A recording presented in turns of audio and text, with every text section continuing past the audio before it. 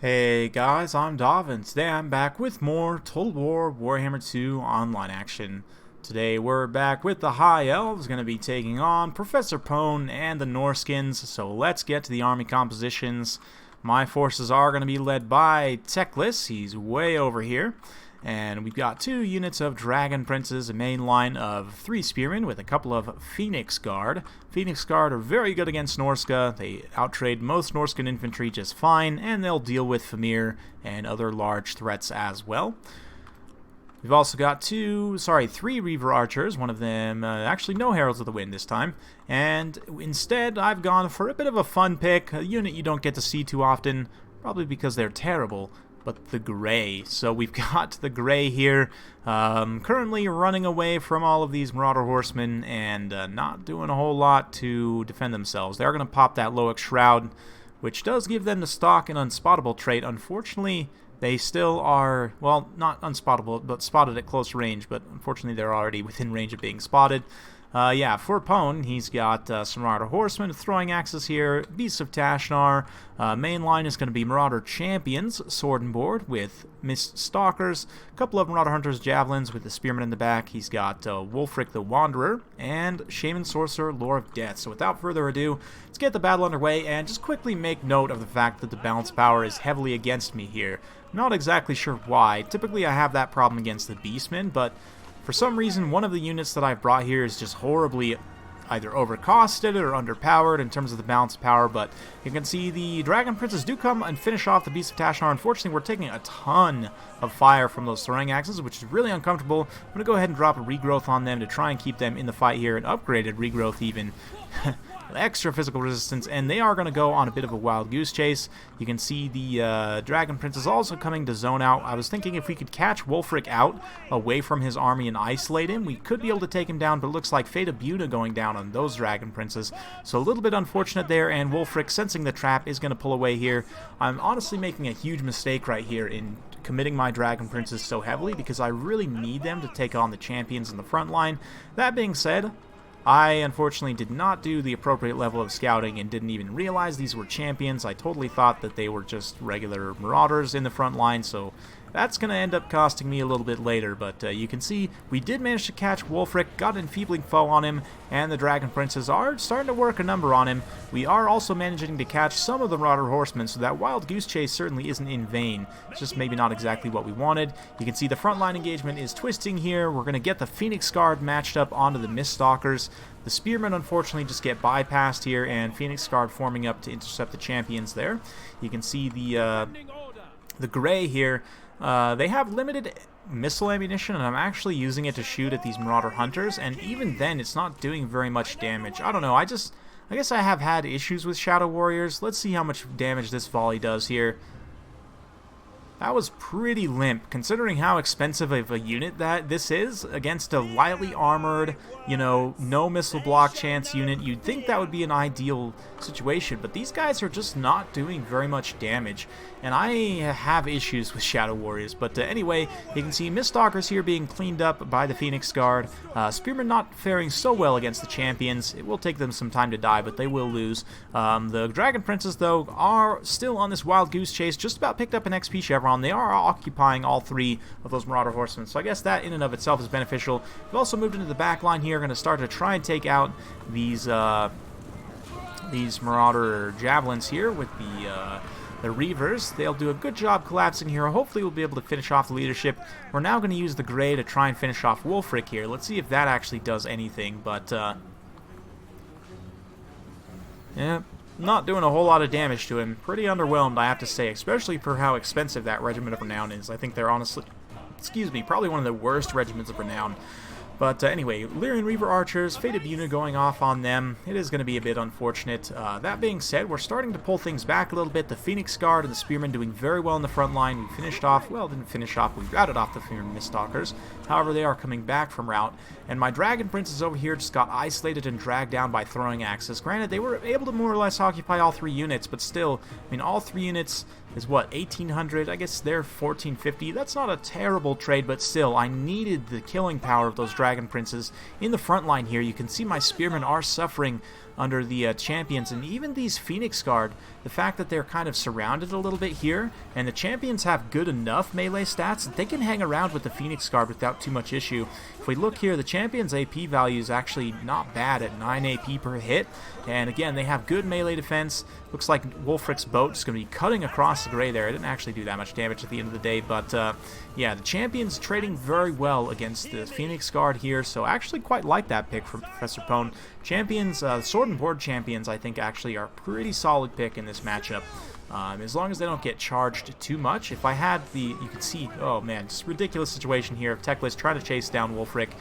He does get the Enfeebling Foe on him and a couple of swipes, but Wulfric's probably got the Hunter of Champions up very soon, so I'm going to have to be careful not to get caught out here.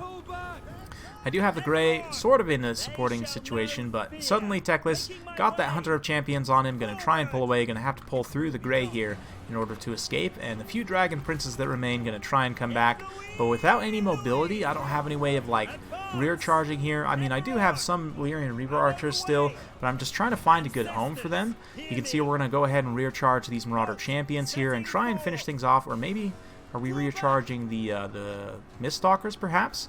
Maybe just trying to finish them off, but yeah, at this point things are starting to turn against me once again.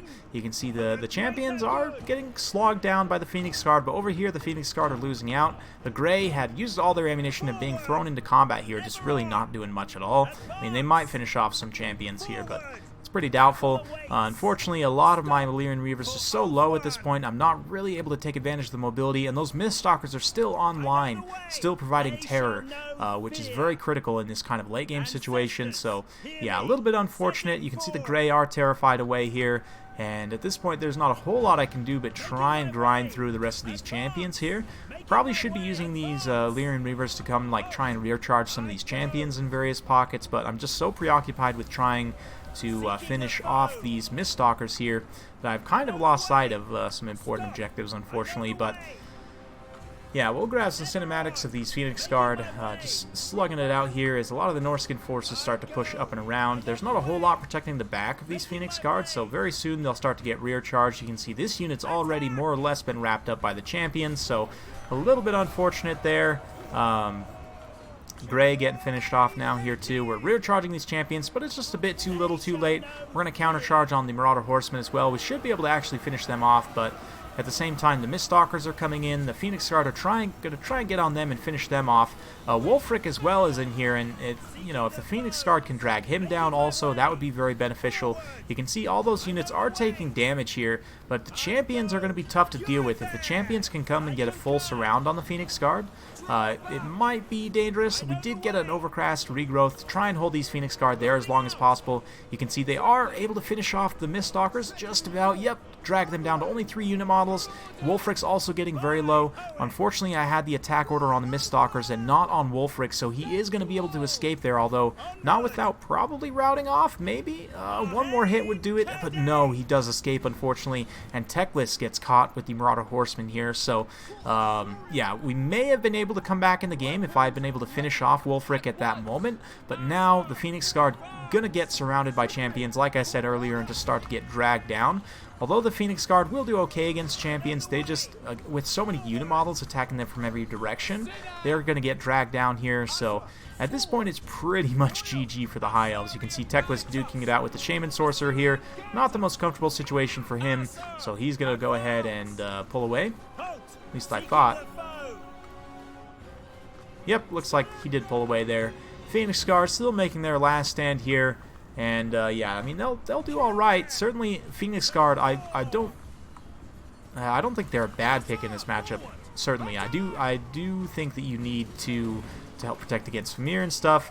But the biggest issue here was just the Gray. I mean, it's such an expensive unit. They really did not pay off whatsoever.